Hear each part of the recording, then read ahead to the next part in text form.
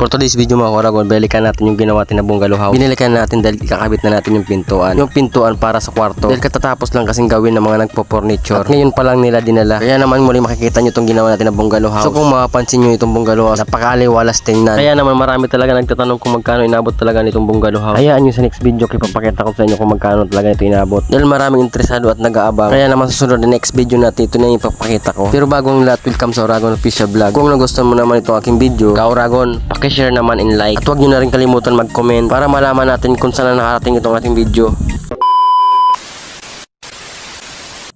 So let's go mga Koragon. Nakabit na pala natin yung pinto. So ito mga Koragon, gamitin natin na bisagra. So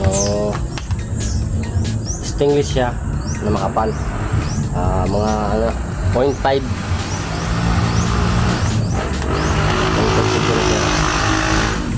o 50 millimeter. Yung kabit natin.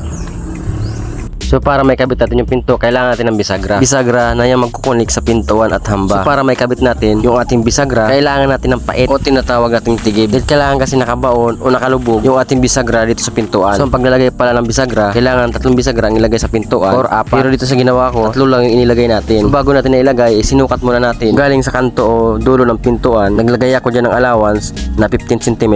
At ganun din sa kabila. At pagkatapos, isa sa gitna. Kapag nailagay na natin yung mga bisagra dito sa pintuan, so itatapat na natin yung ating bisagra at pintuan dito sa ating hamba para maibaon din natin yung bisagra sa hamba at para malaman natin kung sakto lang ba yung pintuan, kung may babawasin o wala. So dito nga pala, ito yung nangyari dahil madalas ganito nangyayari sa mga pintuan. So malaki pa yung niya allowance. So pipiliin natin. Ay po, ito tayo dito. So kalas. So kaya naman muli kong kinalas yung pintuan at ginuhitan ko yung ating piplinirin. Oo, piplinirin natin. Piplinirin natin dahil malaki yung pintuan. Dahil sobrang laki ng pintuan. Dahil binawasan ko lang naman ng 3 cm. So para mas mabilis yung trabaho, ginamitan natin ng planer. So dahil ginuhitan natin yung piplinirin natin para maging eksakto lang doon sa ating hamba. So ito na yung nangyari. So yung mga Oragon, ayan o. So okay na siya. Pasok na. Ayan. So bali, dahil lalakang natin ng 2 lang, tapos dalawa rin sa baba, 2 rin dito, ayan, 2 yung pinanglak natin, ilalak natin yung lahat kasi okay na, nakabit na natin yung pintuan. So ayan, so yung allowance nya, yung pinakabikat, alas 4 parehas yan yung pinakabikat.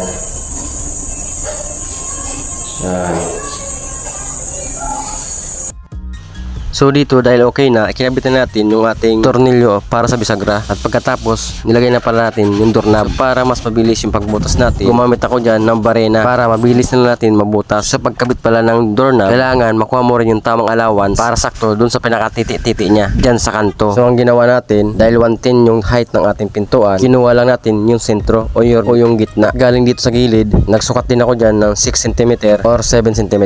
Pero tayo, ginawa ko dyan 6 cm. So bali, 2 dyan ikakabit natin na doorknob para sa safety ng bahay. Yung nilalagay natin na isang doorknob, mahaba ang titi-titi yung tinatawag kaysa doon sa isa. Okay na ba yun? So dito mga Koragon, panoorin nyo kung paano natin nilalagay yung 2 doorknob kung saan ito yung importante dito sa bahay para maiwasan yung masasamang loob na gustong pumasok at maingatan yung mahalagang importanteng gamit nyo sa inyong kwarto.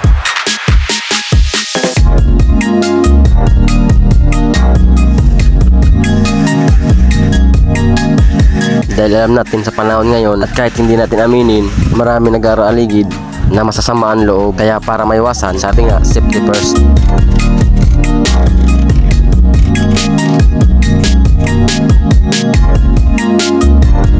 So ito na pala yung pangalawang doorknob. Itong pangalawang doorknob na to, ito talaga yung pinaka safety dahil mahaba yung pinakakalabas na titi-titi tinatawag. Kaya double purpose yung ginawa natin dyan. Sabi nga, iba ang nag-iingat.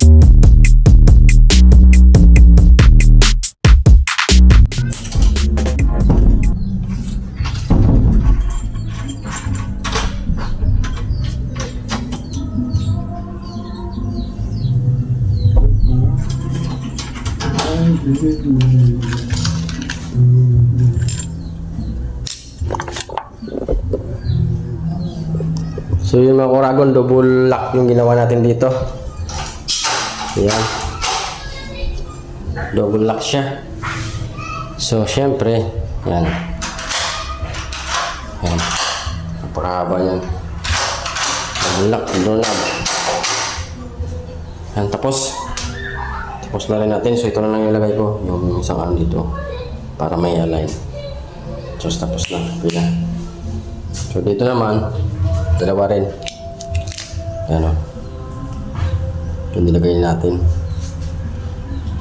Ayan. So okay. Tapos na natin. Success.